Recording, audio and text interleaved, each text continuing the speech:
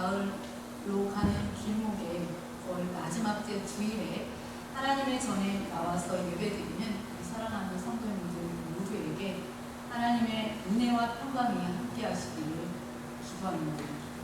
이제 빌립보서가 2번의 설교가 남았습니다. 2번의 설교가 남았는데 하나는 감사에 대한 말씀이어서 감사절에 진행하고요. 그 다음 말씀은 감사절이 끝난 다음 주에 진행하도록 하겠습니다. 그리고 오늘부터는 예배되게 하는 7가지 법칙이라는 주제로 예배에 대해서 좀 집중적으로 살펴보려고 합니다. 우리가 이 뜨거운 여름을 보내다 보면요, 우리의 신앙생활이 조금 느슨해지기 마련입니다. 또 정신없이 바쁘게 살다 보면은 급한 일들은 처리하는데 정작 중요한 것들을 놓치는 것이 또 우리의 삶의 모습입니다. 그러다 보면 모든 것이 이렇게 뒤죽박죽이 되어서 갑자기 삶의 무게에 짓눌려서 신앙의 위기도 찾아오고 또 삶의 경고등이 켜집니다. 우리 사랑하는 드림교회 가족 여러분, 혹시 여러분의 삶이, 여러분의 믿음이 무언가 길을 잃고 방황하고 있다는 생각이 드신다면 먼저 자신의 예배 생활을 점검해 보시기 바랍니다. 나는 지금 어떠한 마음으로 예배하러 이 교회에 와 있는지, 어떠한 마음, 어떠한 자세로 예배드리고 있는지, 어떠한 마음을 품고 예배를 마치고 집으로 돌아가는지 우리 자신의 마음을 디테일하게 조사해 보시기 바랍니다. 만약 나의 예배가 무너졌다면 예배의 자리를 다시 회복해야만 진정한 부흥이 있습니다. 이 시간을 통하여서 우리 모든 성도들이요, 주님의 마음에 합한 믿음의 사람들, 특히 하나님이 찾으시는 참된 예배자들이 되시기를 주님의 이름으로 축복합니다. 무슨 일이 있든지요, 이 기본이 가장 중요합니다. 모든 운동은 기본에 충실할 때에 꾸준히 좋은 성적을 낼 수 있습니다. 신앙생활도 마찬가지입니다. 우리 신앙의 가장 기본은 무엇입니까? 우리는 하나님의 자녀로 부름받은 사람들입니다. 하나님이 우리를 부르신 이유는 심심하셔서가 아닙니다. 바로 우리가 우리의 모든 것으로 하나님을 예배하게 함이었습니다. 그래서 예배가 신앙의 본질이고 기본입니다. 저와 여러분은 예배를 통해서 양육되고 또 예배를 통해서 성령의 감화를 입어 성장하게 됩니다. 그런데 문제는요, 자주 예배를 드리다 보면 예배에 대한 새로운 기대감, 긴장감 이런 것이 서서히 없어지고 습관처럼 몸만 예배당에 앉아있다는 데에 있습니다. 그러다 보면 아무리 교회를 10년, 20년 다녀도 아무런 변화 없이 점차 예배의 구경꾼이 되어버립니다. 예배 구경꾼의 모습은 이렇습니다. 오늘따라 예배가 왜 이렇게 지루하지? 기도는 너무 길고 따분해. 오늘 찬양은 연습이 좀 안 된 것 같고, 찬송가는 3절만 해야지 왜 5절짜리를 하는지 너무 길잖아. 설교할 때는 좀 재미난 이야기도 해서 딱딱한 분위기를 부드럽게 해야 되는데 너무 지루해. 그러다가 주위를 한번 둘러보고는 저분은 오늘 교회 오기 전에 싸웠나? 표정이 왜 저래? 바로 이러한 모습이 예배 구경꾼의 모습입니다.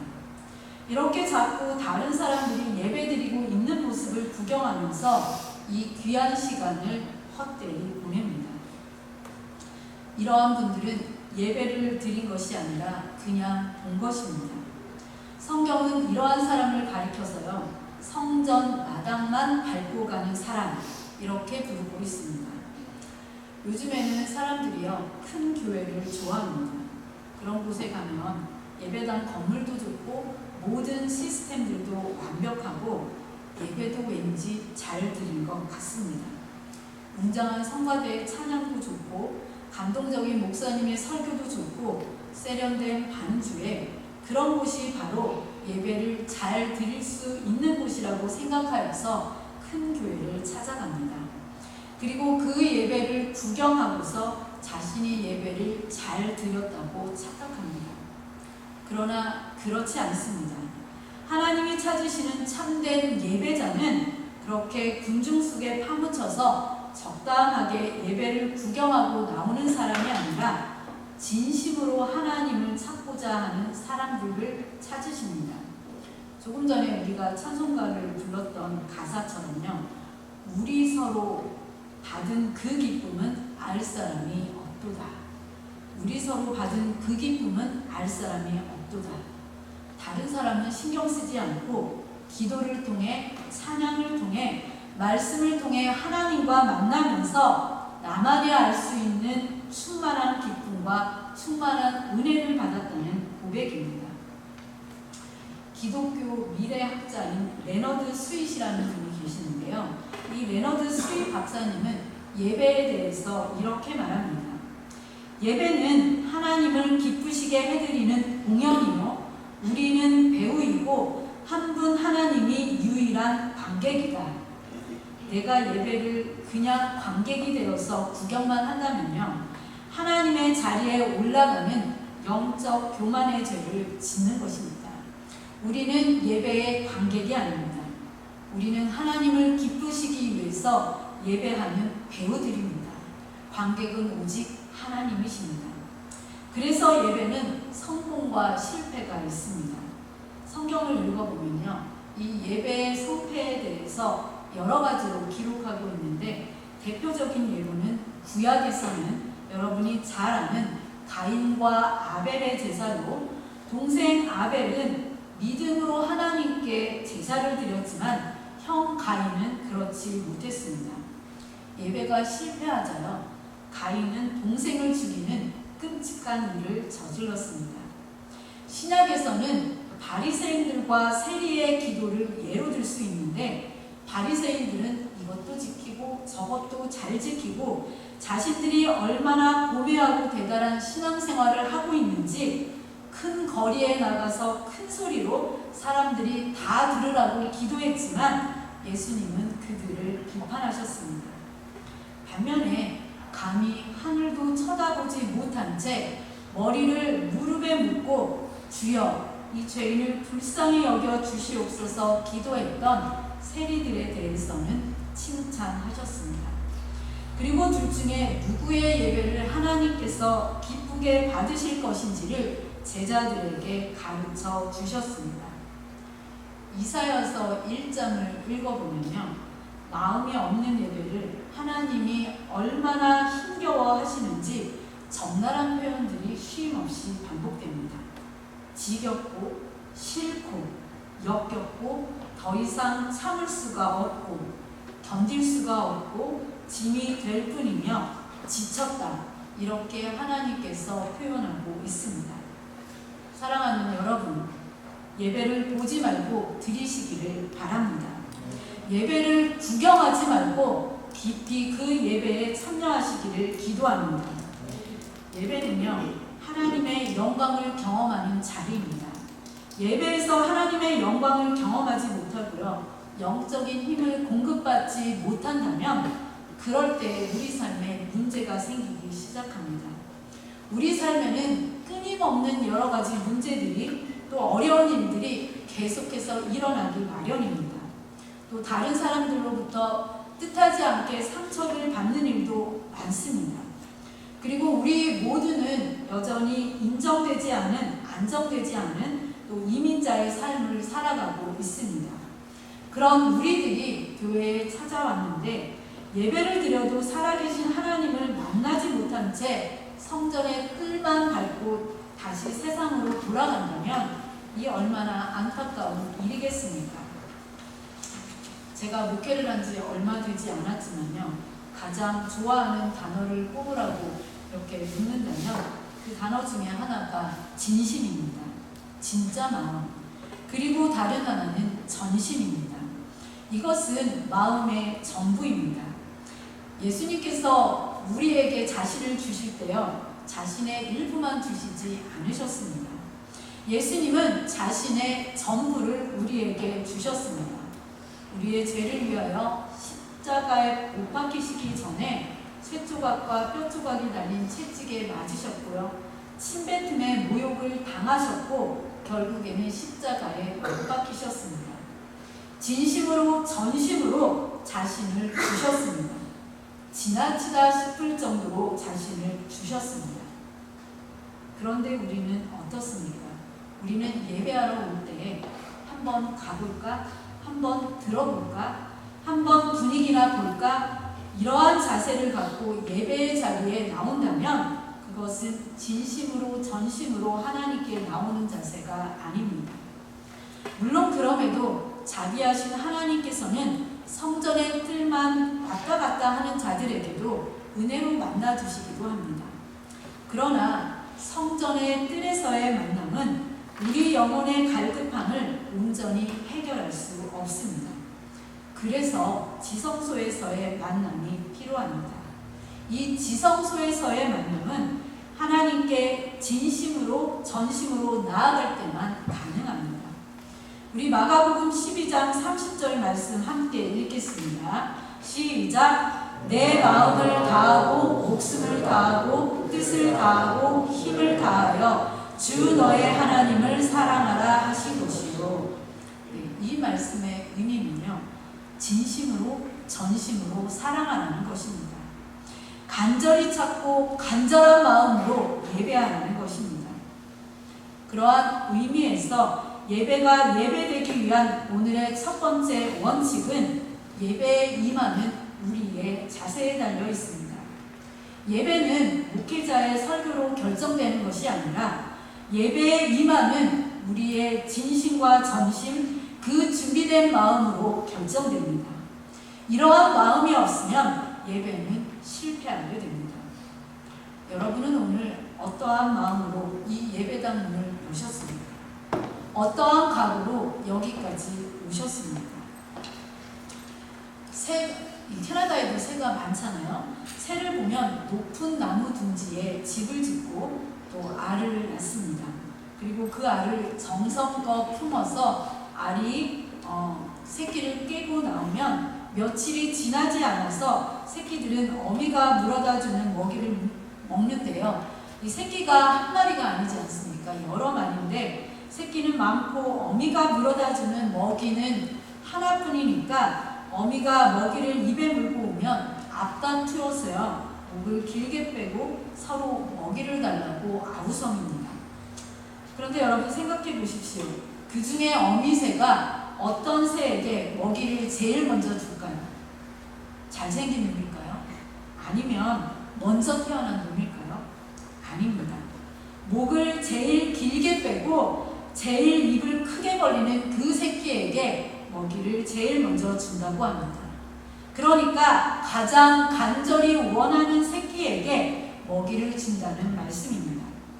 그래서 시편 81편 10절은 이렇게 표현하고 있습니다. 나는 너를 애굽 땅에서 인도하여 낸 여호와 내 하나님이니 내 입을 크게 열라 내가 채우리라. 저는 오늘 시편 42편 말씀을 묵상하면서요, 지금 이 시인이 겪고 있는 어려움보다 그의 하나님에 대한 갈급한 마음이 더 마음에 와닿았습니다. 그리고 그것이 은혜라 생각되었습니다. 우리 1, 2절 말씀을 다시 보겠습니다. 하나님이여 사슴이 시냇물을 찾기에 갈급함 같이 내 영혼이 주를 찾기에 갈급하니이다. 내 영혼이 하나님 곧 살아계시는 하나님을 갈망하나니 내가 어느 때에 나아가서 하나님의 얼굴을 배울까. 시편 기자의 고백입니다. 옛날 초대교회에서는요, 신앙을 상징하는 여러 심벌들이 있었습니다. 그 중 하나가 오늘 1절에 나오는 사슴 상징이었습니다.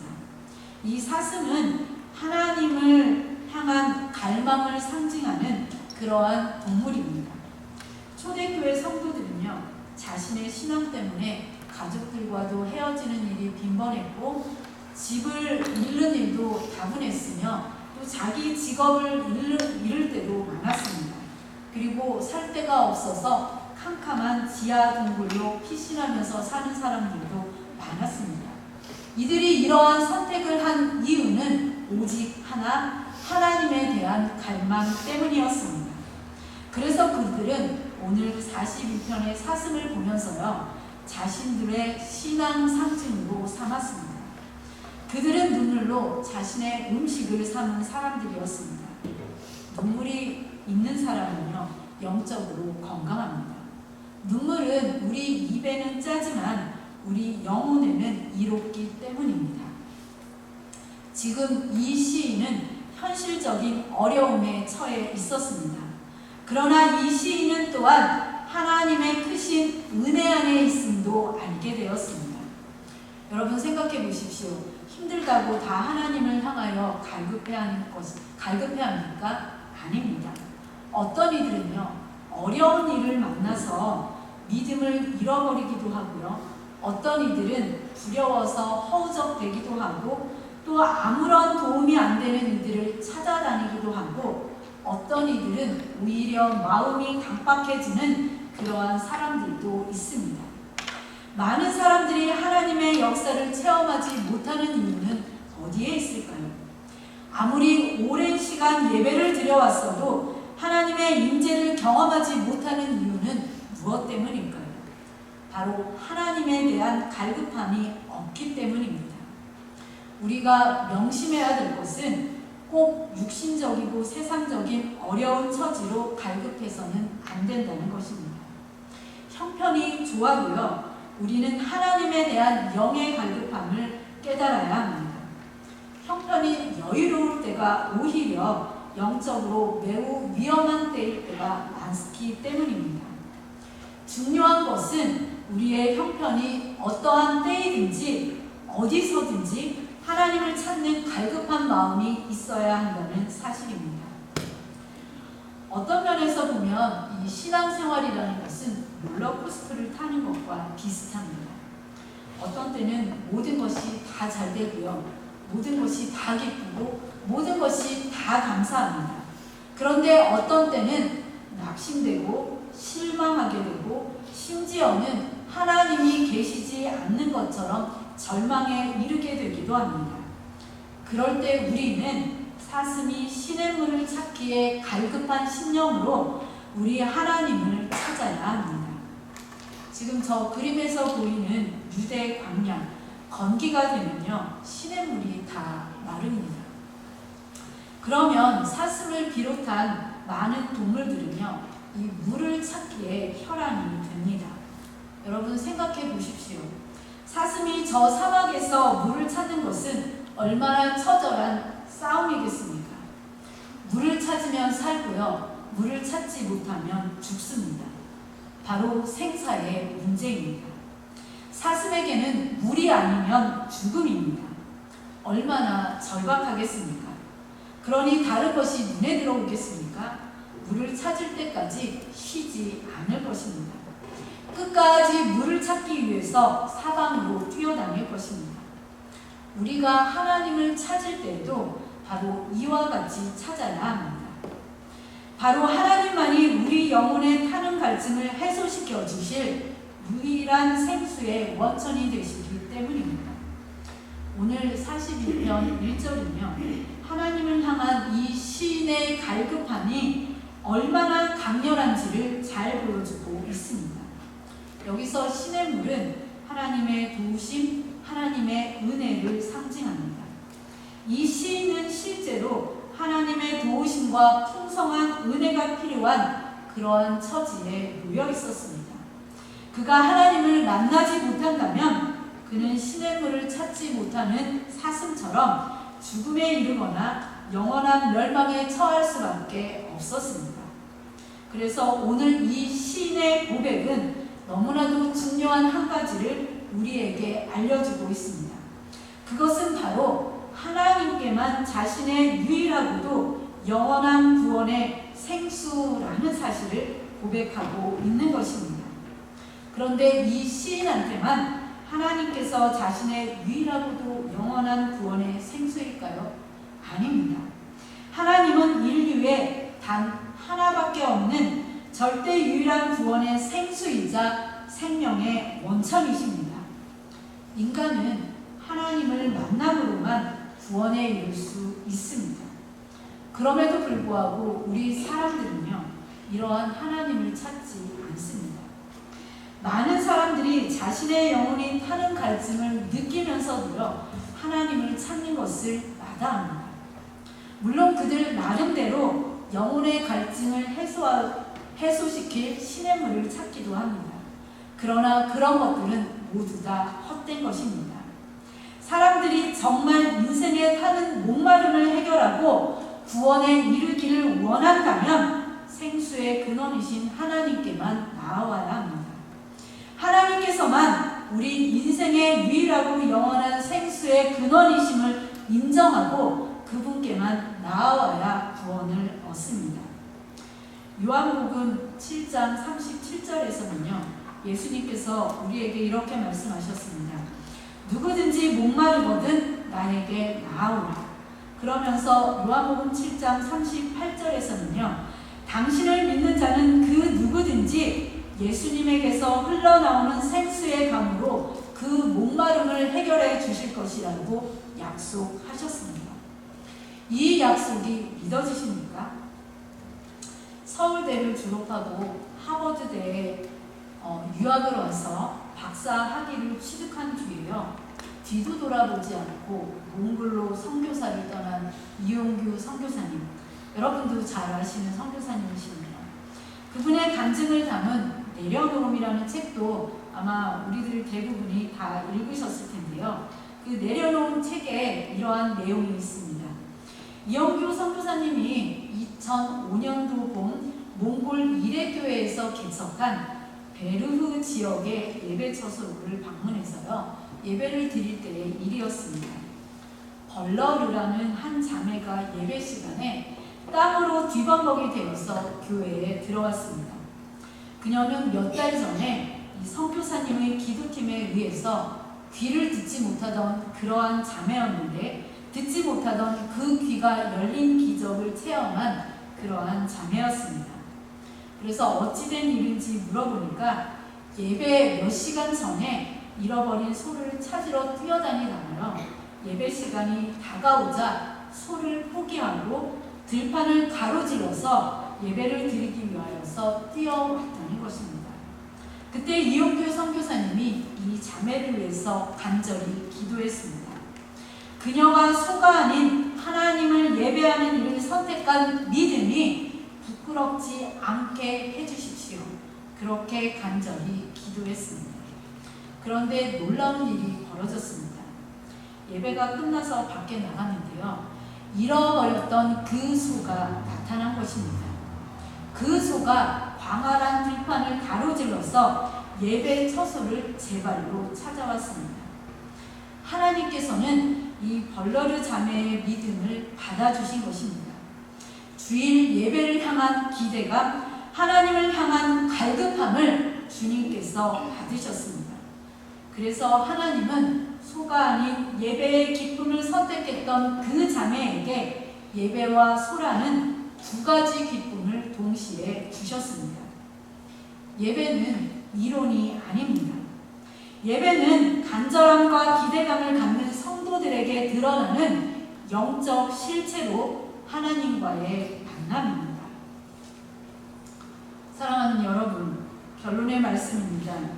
우리나라 근현대 역사에서는요, 이 군사 독재 시절을 지나왔는데 그 시절을 거치면서요, 얼마나 많은 사람들이 타는 목마름으로 민주주의를 열망했습니까? 얼마나 민주주의 만세를 외쳤습니까? 아마 여러분도 들어보셨을 타는 목마름으로 민주주의여 만세, 아마 이 노래 들어보셨을 것 같습니다. 그런데 우리는 정말 그와 같은 타는 목마름으로, 열망으로 하나님을 찾은 적이 있습니까? 하나님 만세를 외친 적이 있습니까? 세상의 온갖 불의나 우리 개인적인 어려운 일들을 만나면 많은 사람들이 하나님이 어디 계시냐고, 정말 하나님이 살아계시냐고 묻고 또 하나님이 안 계신 것처럼 업신여깁니다. 만약 우리가 이러한 사람이라면 하나님에 대한 우리 자신의 태도를 돌아보아야 합니다. 타는 목마름과 간절함으로 하나님을 찾아보십시오. 애절한 마음으로 하나님을 사모해 보십시오. 하나님께서는 꼭 만나주십니다. 그래서 예레미야 29장 13절에서 이렇게 약속하셨습니다. 우리 이 약속의 말씀 함께 읽겠습니다. 시작. 너희가 온 마음으로 나를 구하면 나를 찾을 것이요 나를 만나리라. 아멘입니다. 그러므로 오늘을 계기로 우리 하나님을 예배하는 우리 모든 드림교회 성도들이 온 마음으로 하나님을 찾는 영혼의 갈망함을 회복하셔서 예배 때마다 하나님을 인격적으로 만나시기를 간절히 소원합니다.